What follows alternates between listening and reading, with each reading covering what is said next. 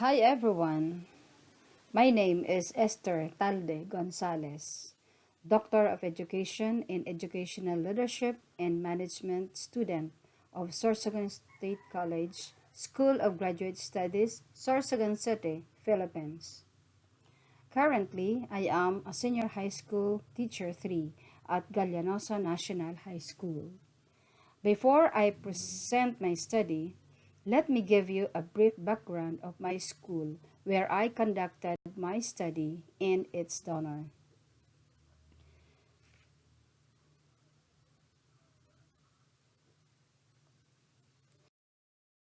Llanosa National High School is located at San Pedro Irusin, Sorsogon, Philippines. It is one of the two engineering, science, and technology program schools in the province of Sorsogon. Class A SF schools recipient from the Department of Science and Technology. The name Gallanosa was given in honor to the donor, Pedro Gallanosa. Pedro Gallanosa became a board member of Sorsogon under the governorship of Escudero and Juan Gallanosa Fribaldo. His wife Corazon became the first lady vice mayor of Irosin. They donated an unprofitable piece of swampland for a school site in 1947, now known as the Gallanosa National High School in San Pedro, Irosin, Sorsogon. My research title is Homeschool Readiness of STEM Students of Gallanosa National High School to Online Learning. For the contents of my presentation, look, we have locale of the study, abstract, introduction, objectives,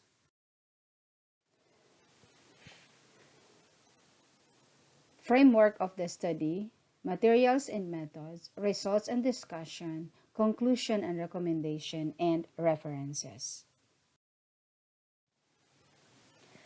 For the locale of the study, the participants of the study were enrolled in Gallanosa National High School, Irosin, Sorsogon, Philippines. 6 students from grade 11 and 9 from grade 12. They are all science, technology, engineering, and mathematics students of the said school.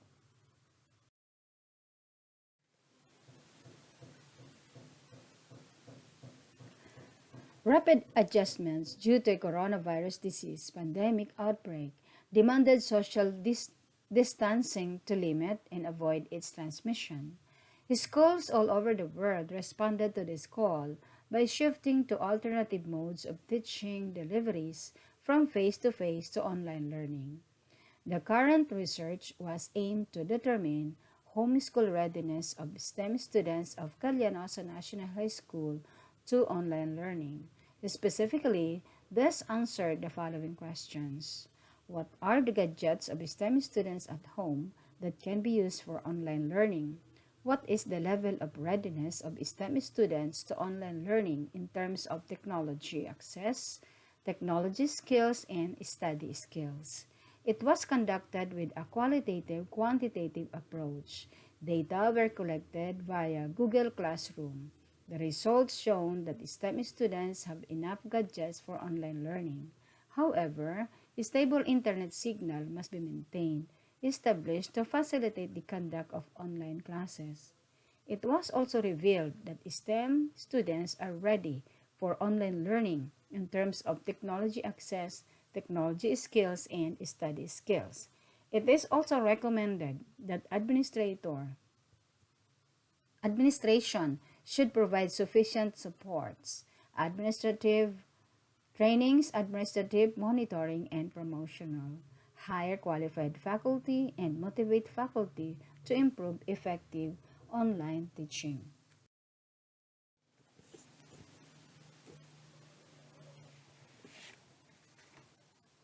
Online learning is a well-established learning paradigm which can be both theoretical and practical appeals.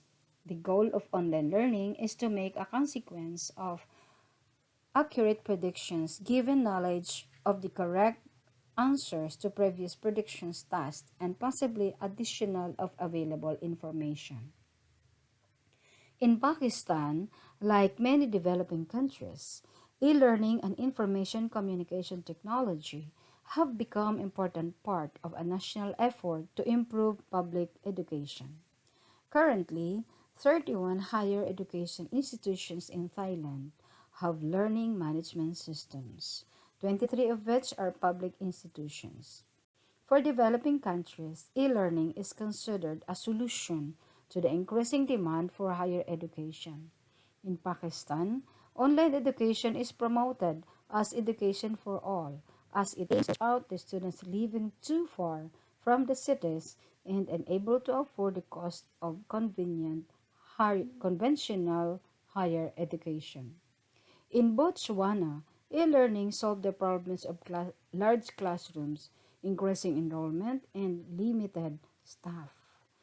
E-learning is also expected to help improving students' computer literacy, the skills needed in the current workforce. Leaders in the field of education have argued that e-learning technologies can effectively respond to accelerating global competitions, increases the quality of learning experiences, remove situational barriers, and be more cost-effective. E-learning, which is also known as web-based learning, is defined as the delivery of education in a flexible and easy way through the use of internet to support individual learning or organizational performance goals.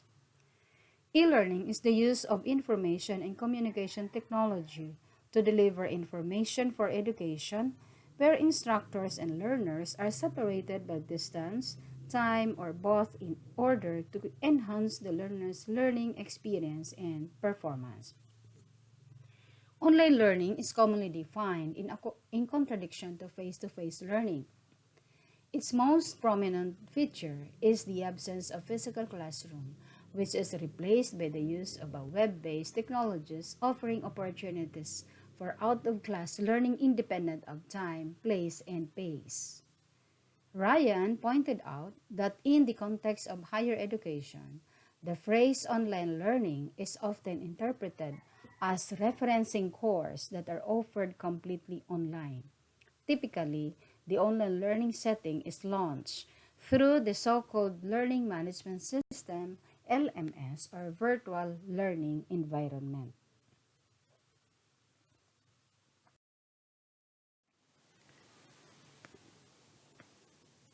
During the COVID-19 outbreak in the Philippines, online education became an alternative way for various schools and universities so the country can continue the education for the youths. To ensure safety of educators and learners amid the pandemic, alternative delivery modes such as online learning and teaching need to be maximized. The digitization becomes significant as we face the pandemic, as we transition to the new normal because it offers our children a safer access to education. Gallanosa National High School is utilizing Google Classroom and Google Meet in the teaching and learning process.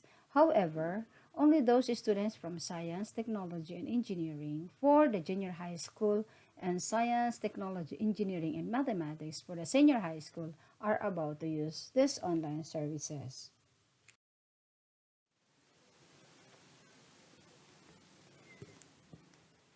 This research determined the homeschool readiness of STEM students to online learning. Specifically, this answered the following questions. Identify the gadgets of the student at home that can be used for online learning and assess the level of readiness of STEM students to online learning in terms of technology access, technology skills, and study skills. The researcher made use of connectivism theory as framework of the study. Connectivism theory is a theoretical framework for understanding learning in a digital age. Emphasizes how internet technologies such as web browsers, scan engines, wikis, online discussion forums, and social network contributed to a new avenues of learning. It is created by George Siemens. For a learner-centered teaching, connectivism provides opportunities for students to make choices about their learning.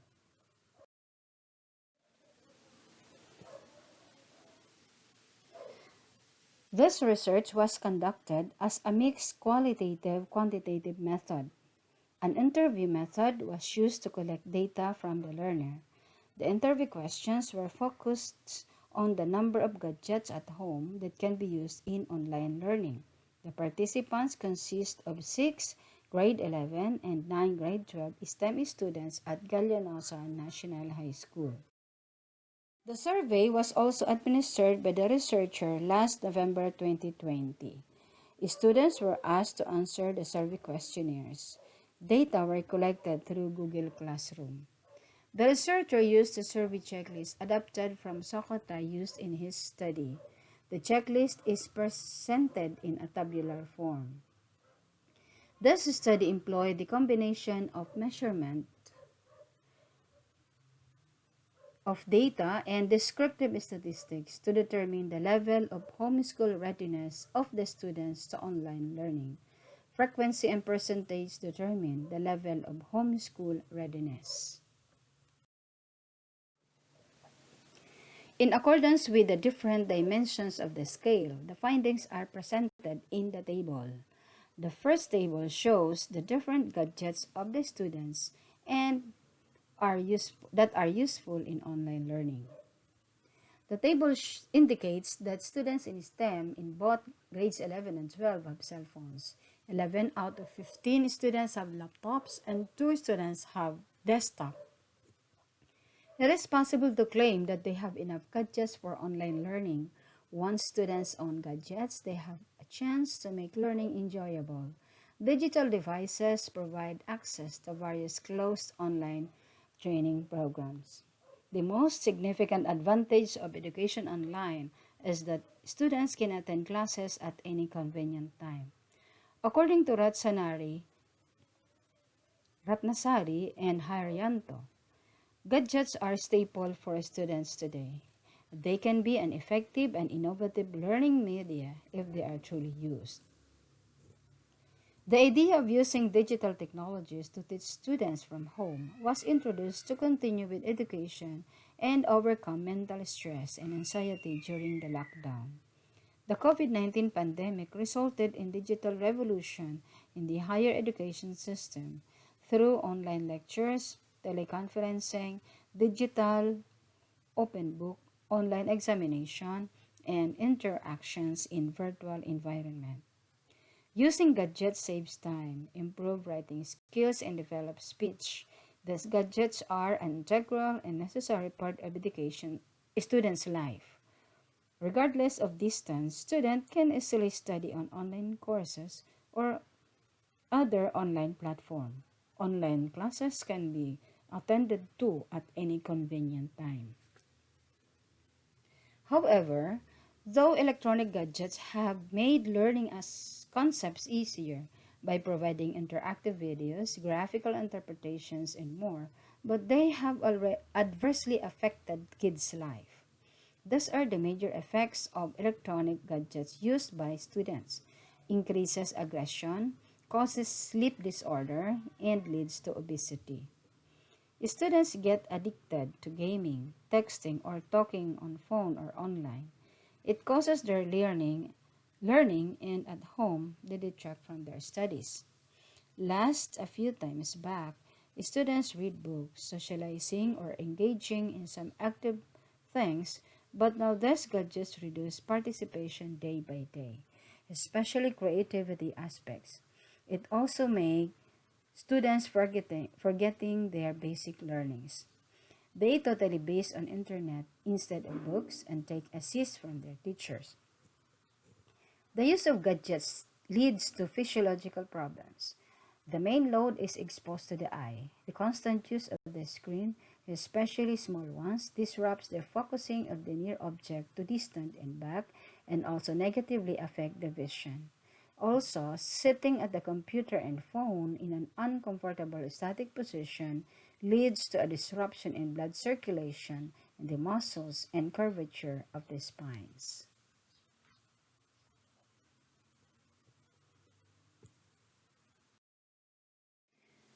The second table shows the students' technology access.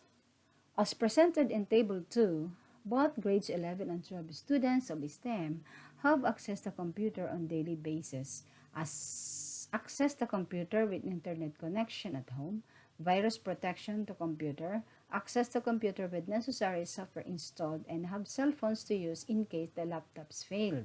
However, it is also shown that access to computer with stable internet connectivity posed a hindrance to online learning.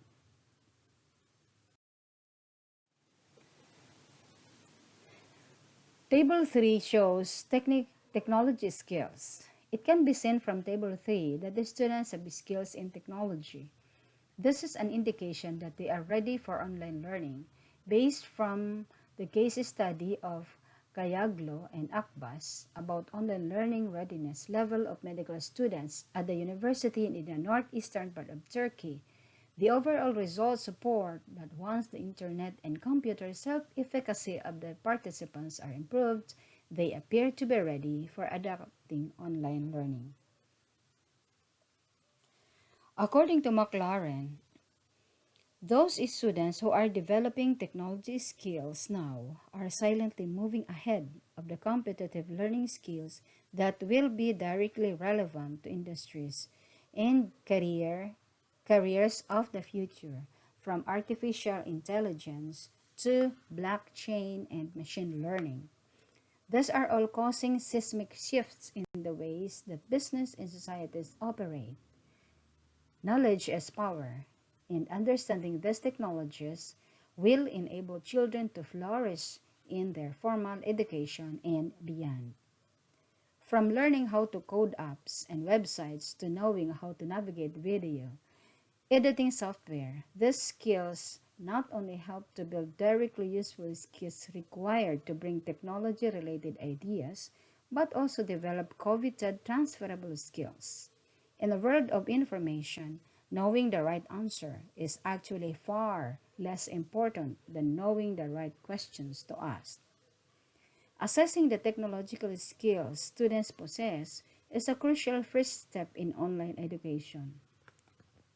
The lack of technological skills could quickly affect the success of the student in the online learning environment. Maintaining academic integrity and high levels of student learning are of utmost importance. Therefore, it is essential to better understand the technological skills necessary for students to be successful in an online learning. Table 4 shows study skills. It is reflected from the table that the students can follow a structured approach to find solution to problems and can learn new technologies. Most of them can express ideas in writing and can communicate effectively with other students using online technologies. However, only 10 out of 15 students are comfortable doing academic work independently. The required basic technical knowledge and skills for distance learnings are as follows: getting online using an internet browser, downloading, saving, opening, and printing materials from online, conducting internet searches, composing emails, course messages, and attaching files, posting to a discussion forum, submitting assignments, writing and editing with a word processor, take online examination, and learning new skills.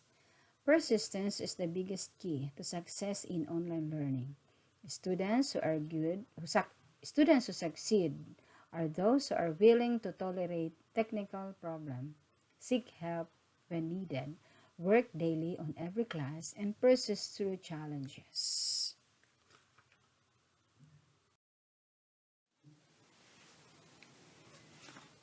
The current study was an attempt to determine the online learning readiness of STEM students of Gallanosa National High School. The research findings showed that STEM students have cell phones, laptops, and desktops at home. The overall results revealed that the participants seemed to be ready for online learning adoption, since they possess the necessary essential skills requirement for successful online learning. However, a stable internet connection at home should be improved and be given enough attention by the community and schools to overcome some hindrances to distance learning. Also, students for online learning should be persistent to their studies for them to be successful.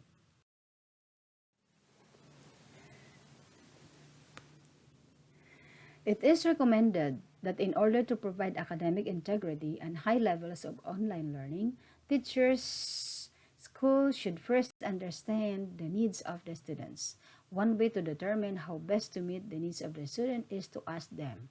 With the information gleaned from the study, students and teachers can be proactive in ensuring technological proficiency when participating in distance learning. It is also recommended that teachers in online learning must be given enough trainings and workshops before the school year commences. These are my references.